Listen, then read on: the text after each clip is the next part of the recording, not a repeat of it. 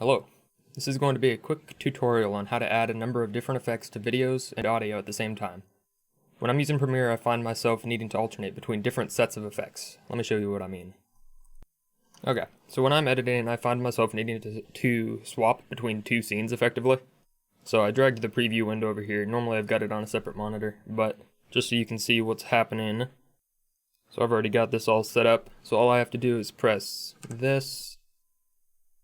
And as you can see, it kind of dragged and dropped everything into place for me.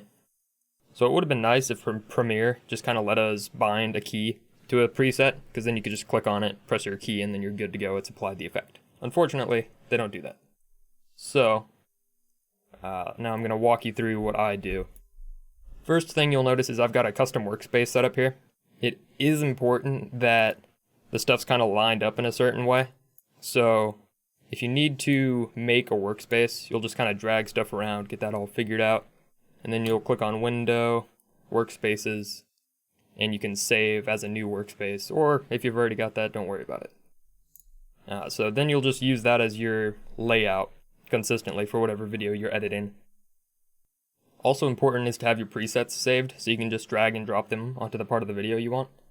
So I can just like drag. Let's say I moved this there and wanted to switch to my other scene. I could drag the one down, and then once I change the other one, it just applies it, and now it's back to where I want it to be for the other scene. And these are already saved. I'm not going to go into how to save that. You can just find a different video on it. Once you've got your workspace saved, you're going to make a macro. A macro just records a specific set of movements or a set of key presses and allows you to replay them at a single press of a button. So you saw how I could just press one button and it'll go around and do its thing, and now it's at its other scene. That's just what a macro does. I'm going to be using the IQ software. That's this here. Come on. And other macro softwares might work, but this one is specific to Corsair devices, and it's honestly been one of the easier ones for me to use. And what's really important is that it allows us to record mouse movement and mouse clicks. The movement is especially important.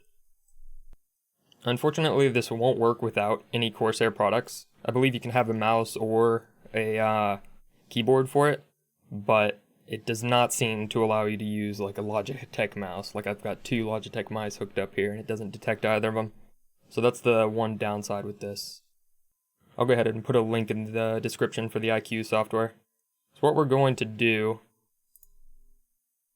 is from the home screen of the IQ software, we'll click on our product. That'll bring up this page. We'll go to Actions, and we're going to make a new one with this plus sign here. So once we've done that, it's saved. You can double click, give it a name. We'll just call this Test. And then it gives us all these options down here for recording and setting all this stuff. Now it is going to be kind of finicky to get this to work, but it works real well once you're used to it. So one thing, or several things, you need to be consistent is the layout of the window. So if I were to do like that, it's just not going to work correctly anymore. Because all it's doing is recording the mouse movement and the dragging of the stuff onto the files. Also consistent is going to have to be the positioning of the presets here. So if I were to have like this window open as well, it's not going to grab the right thing to edit anymore. So that's got to be closed. So any normal editing stuff you'll have to do separately. This is pretty much exclusively just for going between two different types of frames, where you need to make several adjustments to stuff. Okay, so once you've got everything laid out, you've got all the preset windows open that you need, you've got everything else just open, your IQ software is ready to go, and we click the record mouse movement there. We're going to go ahead, and I would recommend you line up your mouse like on the center of the screen. So I'm just using the logo of my monitor as a reference there. So it's in the middle, and then it's also lined up on the middle of my file that I'm going to edit there. So we'll go ahead, press record macro in the IQ software. That's going to start stuff. So if I move the mouse now, see it pops up a ton of information like that. I'd recommend doing this quickly, but I'll have to walk you through it. So we'll click on our thing, go over here, line up the mouse like we want, and I'm going to do 1 click, 2 click, And I'm only doing that so I make a marker for myself in the IQ software, because we're going to have to edit the command to make it faster. Okay, I had the wrong folders open, but I'm going to be editing the audio and the video with this. So, record, line up, double click so I know that's my starting spot. I double clicked slowly, but that's just so I know there's 2 distinct clicks that I can start from. And now we're going to drag and drop all our effects and try to keep everything lined up in the center. So we'll go here, drag, click on this one, drag. You don't have to click on it actually, but it just makes it easier. So I made a mistake there, but since I still lined it up in the end, it's gonna still work just fine for me.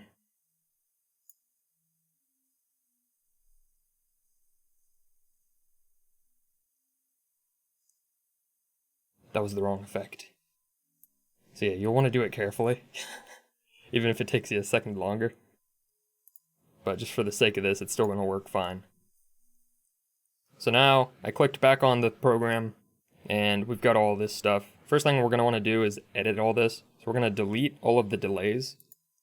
This just gets rid of all of the execution times in between all the stuff. And it took a second there because it was a while. But now we're going to scroll down until we get to the double mouse click that we did. Okay, so we're down here. You see I've got my double press without any movement in between. You might have like one movement or something, but it's fine. Yours will not be in the exact same position, but you know, it doesn't matter as long as you find it. So I'm just going to grab from here.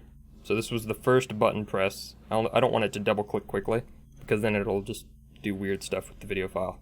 So I'm going to click on that, scroll all the way back to the top, and while holding shift, click on the top one here. That's just going to highlight everything in between there.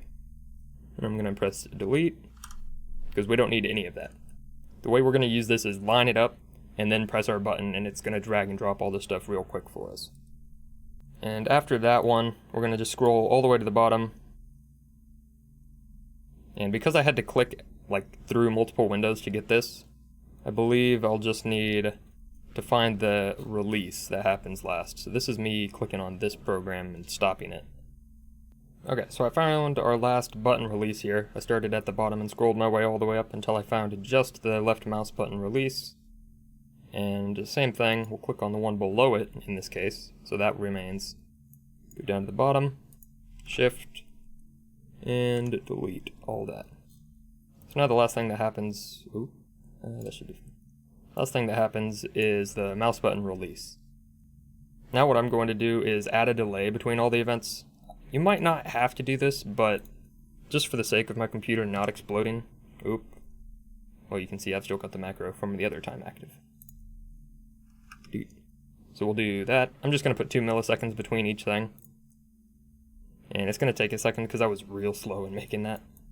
You'll just want to move as quick as you can while still being accurate and lining stuff up in the middle. That way you just have as much tolerance as possible. Alright, so theoretically, this should allow us to just bind this to a key now. So I'll just choose 4 right here on my number pad. You click on it, click on whatever you want to bind it to. I'd recommend you put it on a key that's out of the way, because obviously you don't want to be hitting it by accident like I did earlier. Alright, so now we'll look at our scene here, and I've got that bound to 4. So if I line up my cursor on the middle thing, and press the button, oh, I moved so slow. So the faster you move this, the better. I could also decrease the time delay to like 1 millisecond. But you can see the cursor's going around doing all the stuff. I'm hands-free at the moment. And it's super creepy to watch, but that's just how it is. And it's also like super jank. But as long as it works, who really cares? And you see I made my mistake there? Oh, you didn't see it. That's fine. Oh no, that was the mistake. Rip. Boom, so now it's applied all the effects, and if you were watching over here, it changed over to the new scene. Now, if you've got it optimized and you do it correctly, it's a whole lot quicker, so it's like this. Yeah. And obviously you would have to set up 2 different macros. just so if you have your two different scenes.